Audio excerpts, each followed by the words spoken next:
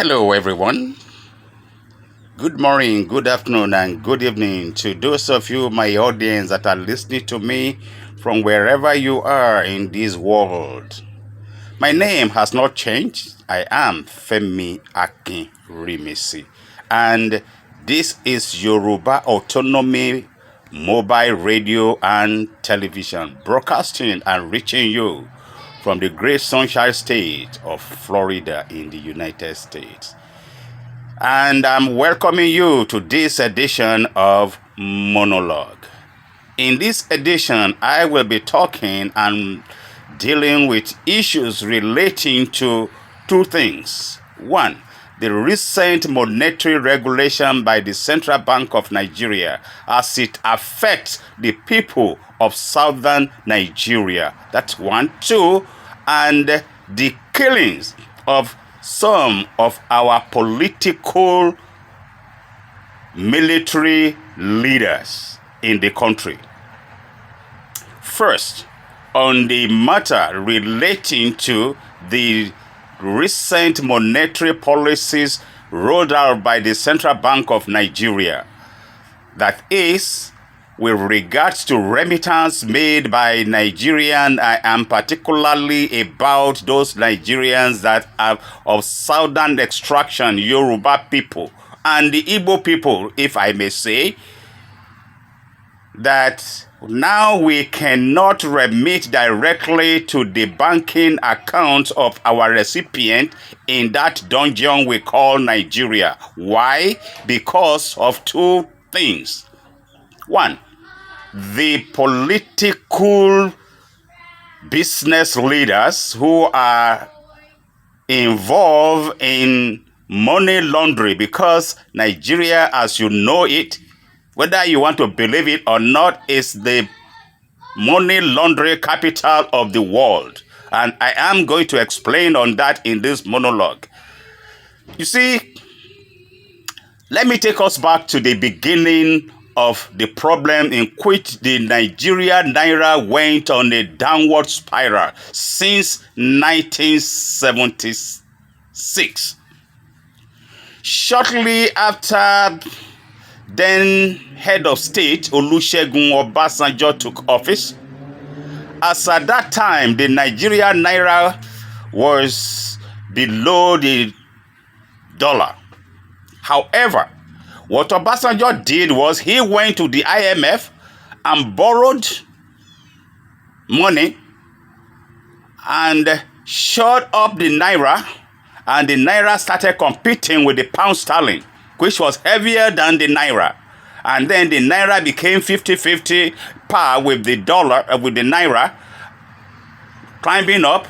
Then the pound sterling was now becoming a competitor, and in doing so, they rivaled the dollar, and the Naira climbed higher than the dollar. And Nigerians were happy that the Naira has been become a currency that is very strong. Whereas that was artificial strength, because as at that time we were just starting to become a manufacturing country with regards to having the leylands and all these other things that we had then with Peugeot Automobile Assembly and the Igala Volkswagen that Nigeria started assembling.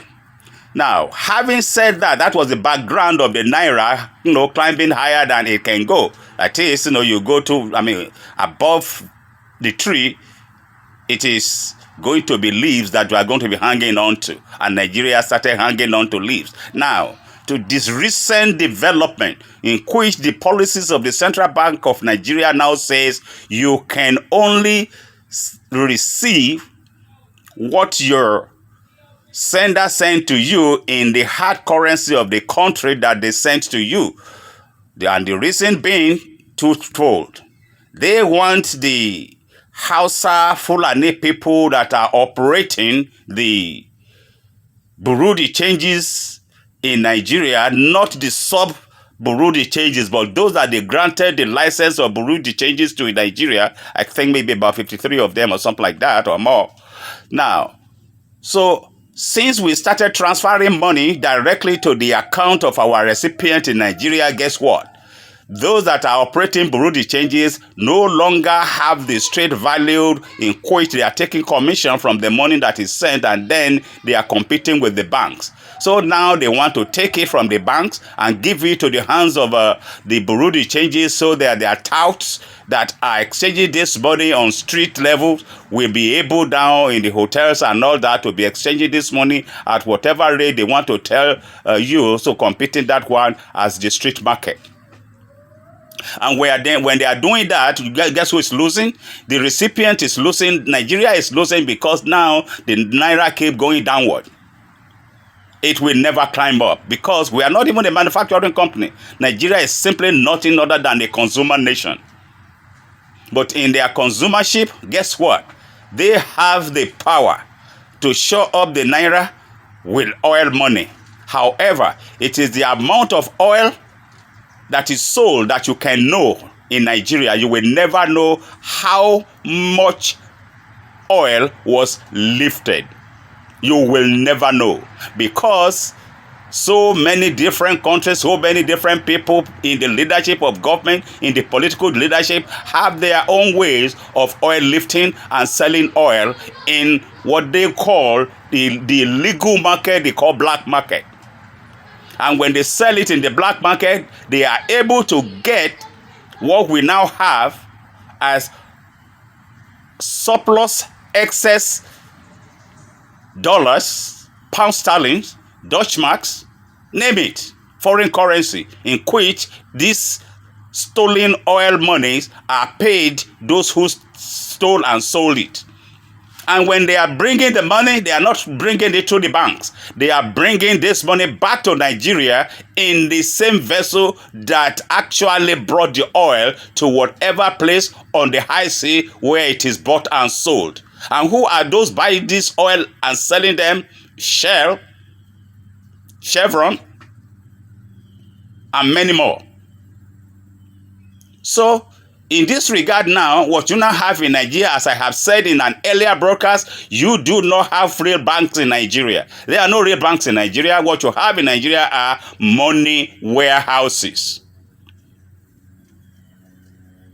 And if these first countries, advanced countries, can utilize their satellites in the sky, they will be able to find and locate the places in Nigeria, as in Lagos, as in Ogba, as in Lagos, as in the Ikorodu, as in Lagos, as in Atan area, where money warehouses, laundered monies are kept and buried under the ground. That's not only in Lagos, you have it in Ibadan, you have it in Kano, you have it also in Borno. Anywhere in Nigeria, you go around, you will find those warehouses. Unfortunately, those NSA people that went after the palliative food that were kept by the APC-led government and everybody else, including the PDP government, that they did not distribute the money because they wanted to use the food for 2023 political election. Now, if these people have gone further, the problem will have been able to unearth some of this money that is laundered and kept on the ground and in some boxes in Nigeria. Nigeria is money capital, laundry capital of the world. It's money laundry capital of the world, and the money are buried. Pound sterling, dollars, Dutch mark, name it. Canadian dollars, they are all there. If there are countries that are buying oil in the black market, in the dark market, you can bet you will find their currencies in Nigeria. There are more Dutch marks, more dollars, more pound sterling in Nigeria than are in the countries that print those money. That is Nigeria for you. So Nigeria now, those that are involved in these illegal businesses, they are now looking for ways to transfer the money in a legal way to the countries of their origin.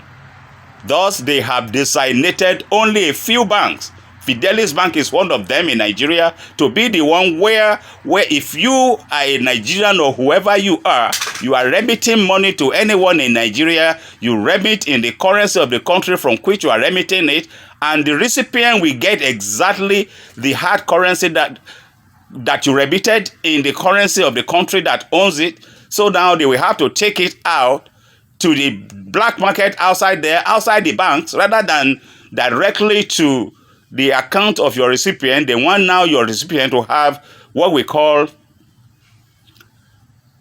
a domiciliary account, that is foreign exchange currency account, along with your local account, banking account banking account. That is, whether you want to have a savings account or current account or whatever it is, the bank will design it, and then the bank now will now be charging you also to some money to maintain a foreign domiciliary account in Nigeria.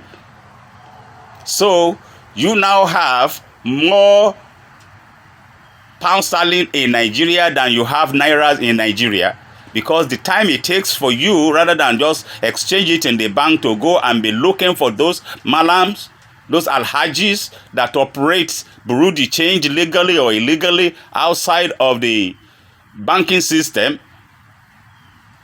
you are actually saving the naira, because you are not getting it immediately and being able to sell it. So, I mean, there's a lot that goes into that kind of business sense and thinking. Emefiele, the so-called governor of the central bank, that's the only governor in Nigeria that is not elected. That is the 37th governor, or the governor of the central bank. It is 37th governor is never elected. It is selected and appointed by whoever, is the president or the presidency, they call it. They will say the presidency because they don't want to name names in Nigeria. If I know your names, I will name you. And especially those from the South, Nigeria Southwest, that are in the Nigeria so-called federal government, the illegal government, because the Nigeria government has expired since when? Since 2014, and yet they are still holding election in Nigeria. Since the amalgamation expired, Nigeria expired. Nigeria is a dead sovereignty. It is dead. There's nothing to it. And it cannot be resurrected. And that is why you see the Nigeria Southwest, they are exiting, whether or not, even the world likes it or not. The people of the Southwest will exit Nigeria, and we will exit peacefully or otherwise. Our exit, the Yoruba nation's exit from Nigeria, is not even negotiable. We will fight it. We will go diplomatic. We will do whatever it takes, by all means possible, because we know the Arewa nation is getting ready to exit. That is why they are killing now those that are not northern Nigerian military servicemen, top servicemen. They are killing top servicemen of the Nigerian South, because they want to weaken the people that are in the military from the Nigeria South, so that when push gets to shove, they will have the upper hand. I said, think again. It is the beginning of this war, this struggle, that you will know. You will not know the end. And let me put the Fulanis on notice. We will take our country back from you. You will be returned to your so-called Futajalon Island that you came from. Wherever you are coming from, whether you are coming from Mali, whether you are coming from France, whether you are coming from whatever country, even from Afghanistan. I don't care what dungeon you came from. You will be returned there, either alive or otherwise. Because the Southwest, we are going to fight. We are putting you on notice. We know that you are prepared. And you will meet us as a man. We will beat you just like Biden beat Trump like drum. This time around, you will run helter-skelter, and this war that is coming this time around is not going to be a war that is going to end in no victor, no vanquish. No, not like the Gawan war. Our war will be won. Yoruba nation will win this struggle. We will exit Nigeria by fire, by force. I repeat, by fire, by force. We will win this war. It is not by mouth. We have the manpower, we have the brain work, we have the means, you have the guns, and you will know that there are things that will not make your gun to work. Go and be doing your research. We know that you are researching it, but you will not know. This is your ability versus ability. You will have the ability to do your research, but when push gets to shove, we know the corners of the Southwest more than you do. Remain there in the bushes. Those of you that are the cow Fulanis that are in the bush, we know that the bush is, your residence. But I am now taking this opportunity to warn the people of Southwest Nigeria that have houses that are uncompleted building. You must now go to your houses that you have not completed to go and root out those Fulanis and those houses that are resident there. Other than that, you are culpable and you will be made to be responsible for whatever havoc that Hausas and Fulani does in the Nigeria Southwest that we call Yoruba Nation, that we call Yoruba land. Go out there to your uncompleted buildings in Lagos, in Ibadan, in Ilorin, wherever they are in the Nigeria Southwest, in Ondo, in Akure, in Lokoja, name it, in Kaba, because the Yoruba land extended there. Go there. If you have houses that are uncompleted building, go there and tell those houses and Fulani that are there to quit and leave. Let them leave. And I am taking this opportunity as well to tell the governors of the South, begin to assemble those houses and Fulanis that are there in your state. Tell them to leave. Their security is no longer guaranteed. They have outlived their welcome.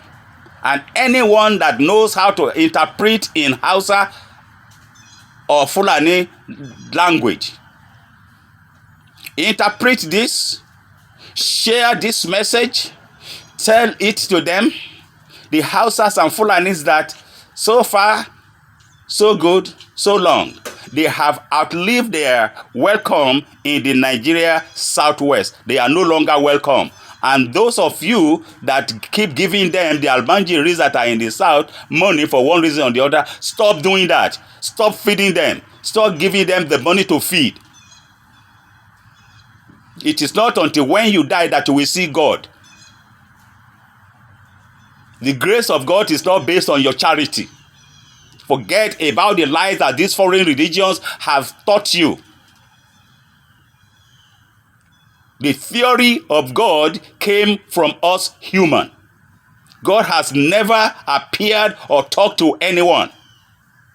The story that you have in the religion book that God has chosen the people or the children of Israel to be his favorite creation is a lie.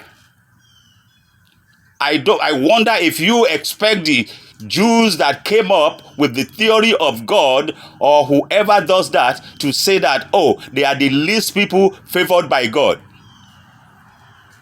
They just have a way of having the best of theory and logical reasoning that they put out there, and everybody bought into it, or almost everyone bought into it, that they say they are Christian.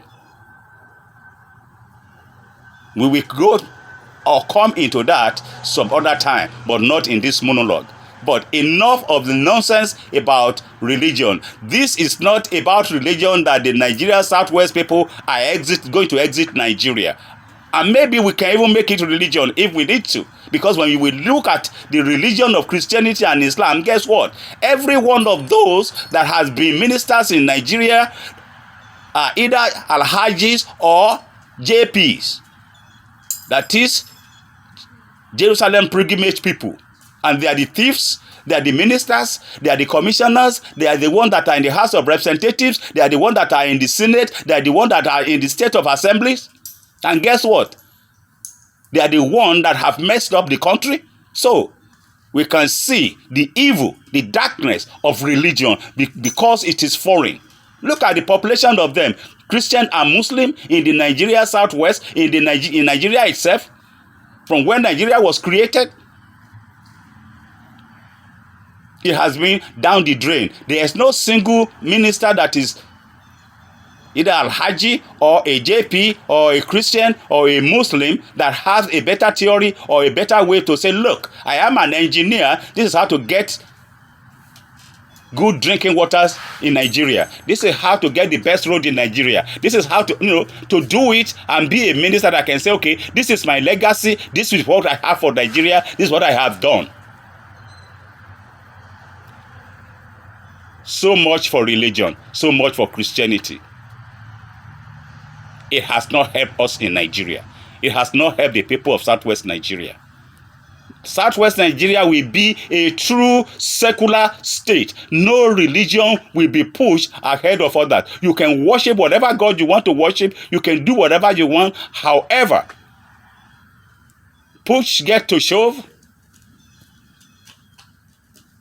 the churches must do the needful. The mosque must do the needful. Enough of robbing our people, Peter to pay Paul, and filling their own pocket. And now, because when you steal, your pocket will bulge. Your pocket will reveal you. Your pocket will show you out. You offend the law will report you. Thank you. But I want the United States, Canada, the first world countries to keep their eye on Nigeria. The money that is in this warehouse are humongous amount. They are quadrillions dollars. And I will not be surprised if so much of the dollars are forged currencies. I don't put this behind them. But I know for the most part, the money are from stolen oil sales. And they came back to Nigeria in the same vessel that takes the oil to that country because those buyers paid cash. If you see this video, please share it, like it, subscribe to it,